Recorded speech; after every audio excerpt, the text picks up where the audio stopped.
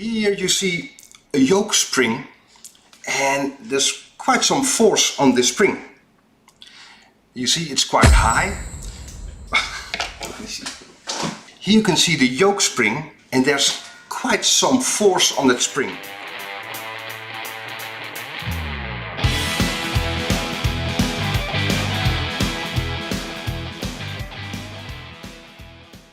Hey everybody, my name is Chronoglide and I'm a watchmaker here in the Netherlands. And one of the questions that we get most here is how to handle small watch parts.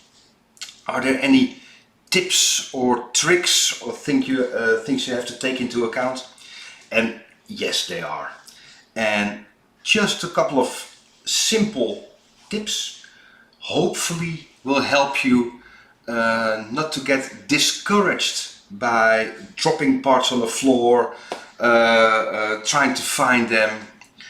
That's not what watchmaking is about. It's about your work on your top workbench and not on the floor. But there are some simple tips, and here they come. Cheers everybody.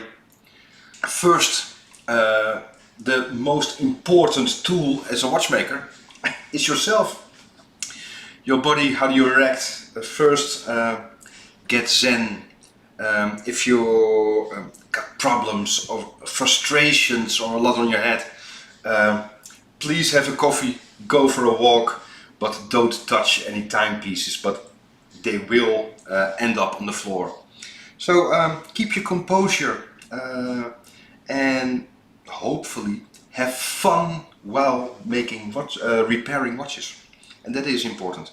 If you got your composure and everything is set, there are a few tips I would like to give you.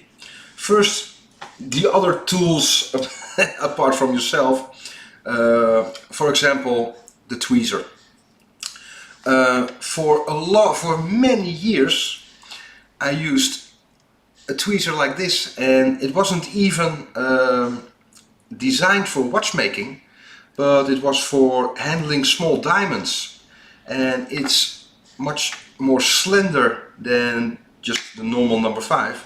And for years I used this because I could pick up a small part and just handling it all like this. And it is just like playing the piano. You have to train, you get better, but then again, like I told you, there are some tips and tricks. So under the microscope, I would like to show you, this is the camera, and you're watching with me through a microscope. And we do this. Kan ik je zo even terugbellen? So now you're watching with me through the microscope to the small watch parts. Look at this. A very small screw. Oh, this is my pinky. It is a small screw. If you grip a small part, hold it just like this with just enough force that it just isn't dropping out. Because look at the tweezer. What happens if you use a lot of force? Look what happens. It goes wide. Do you see that?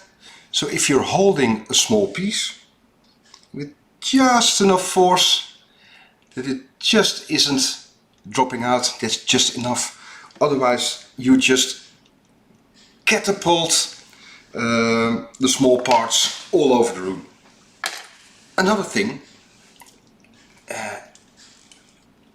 this is your workspace, a bit like this. And many students here, when they work here just close to the edge. But allow yourself room to work. So if you place your piece just a bit over here in the middle of the table, if you place your piece here in the middle of the table, you allow yourself so much more room to work on. And if a small piece just drops out, it isn't immediately on the floor, it's somewhere on your workbench. That will really help, and that's an easy mistake to make, and most students here start working just close to the edge, and you really don't want that. If you get discouraged or think about yourself that you're not fit for it to be a watchmaker, it's just training and a few tips. Another tip: don't work on a rug or a carpet, because you don't hear the if parts will drop. You don't hear it because of the soft material, and it's really hard to find the parts in there. So here we got the plastic laminate floor, so you will hear if anything drops. I never dropped anything in my life, of course, but you will hear it, and you'll find it. If you work with many people, like here and with our students, the first thing we say is, because we hear if something falls to the floor, a small watch part, first thing, say, oh, I dropped something. Be honest. Then everybody keeps their feet still, otherwise it's crunch, and some parts from a 200-year pocket watch is just crumble under your feet. So everybody keeps their feet still, and the first question is, what did you drop? Because then we know if it's magnetic or it's non-magnetic. Then simply everybody walks back, and we get the broom, we sweep the floor. You need to keep it clean and dust free. We sweep the floor and see if we can find it, and we got a nice tool, that is the magic swipe, I think. Magic wiper, that's it. Here is a magnetic strip. You go over the floor, and all the tiniest parts which are magnetic will end up here, so easy to find. This is from Bergeon, and again, we're not sponsored in any way, but the magic wiper is a nice tool, but very easy to make yourself, just with a magnetic strip from a DIY shop, and just swipe the floor if it's magnetic. I do have another tip. Maybe if it isn't magnetic, or you're on the floor and you're trying to find your watch part, is a simple flashlight. And I hope I can make it visible. Look at this. Here we have the small screw. And look at this. Just with the normal flashlight, see what happens. With the lights over the floor, you can see it immediately, even by the shadow it makes. So if you go with a flashlight over the floor like this, it's so much easier to find all the small parts. Again, inexpensive and just a nice trick to find the small watch parts. There are a couple of small springs in a watch movement. Usually the yoke spring can be tricky, and I've got a nice tip how to approach that one. If you're not familiar with how to take it apart, or if you find it tricky, or it didn't work just a few times. Well, here's the small yoke spring. I'll show you under the microscope. Well, this is a movement just from a student, 6498. Here you see a yoke spring, and there's quite some force on this spring. You see it's quite high. Here you can see the yoke spring, and there's quite some force on that spring. And if you try to pop it out, it just enters the Swiss space program. I know a colleague of mine who uses this trick quite often.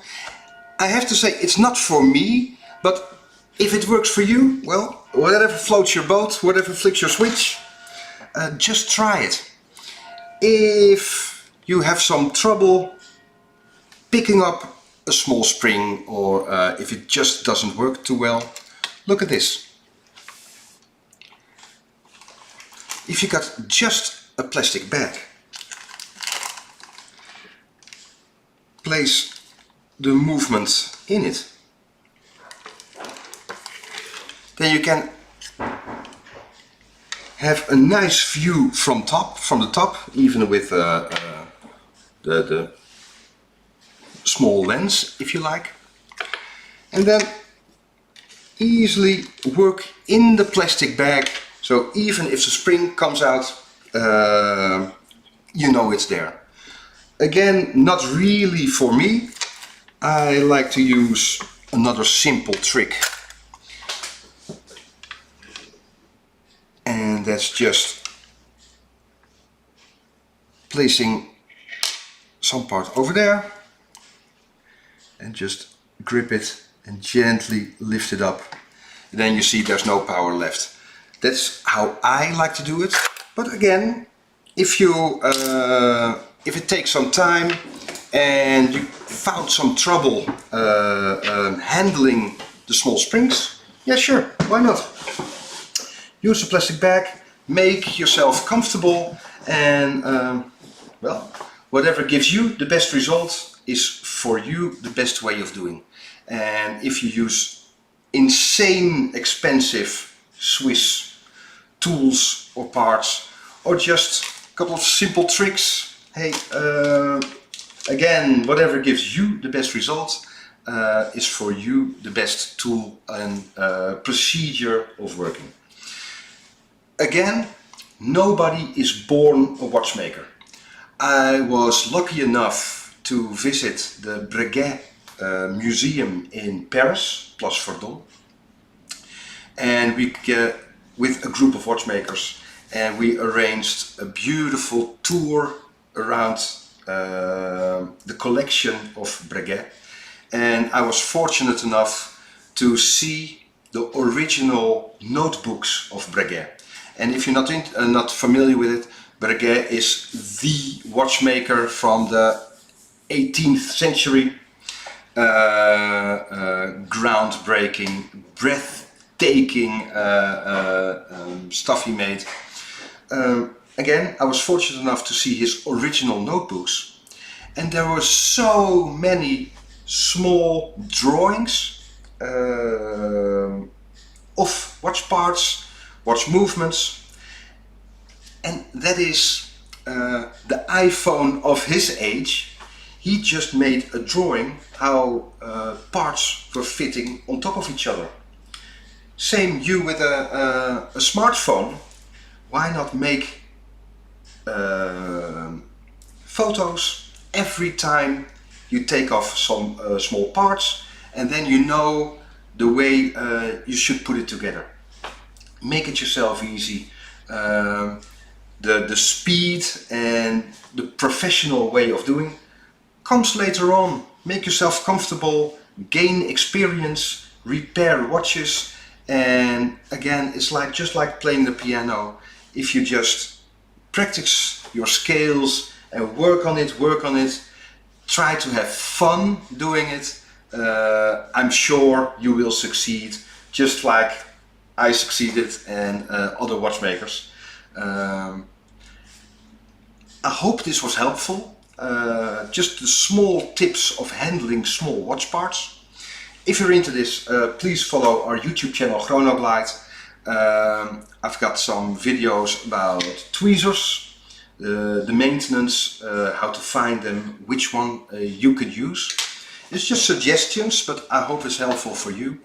There's a video on screwdrivers, how to maintain them, what to look for, what to spend your money on, and especially what not to spend your money on.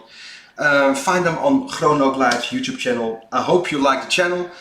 Please leave your comments, because we really do like reading your comments. And if you have some suggestions for future projects, please let me know. So please leave some comments, and please subscribe to our YouTube channel, Chronoglide. Hope this was helpful, and enjoy your day. See ya. Bye bye.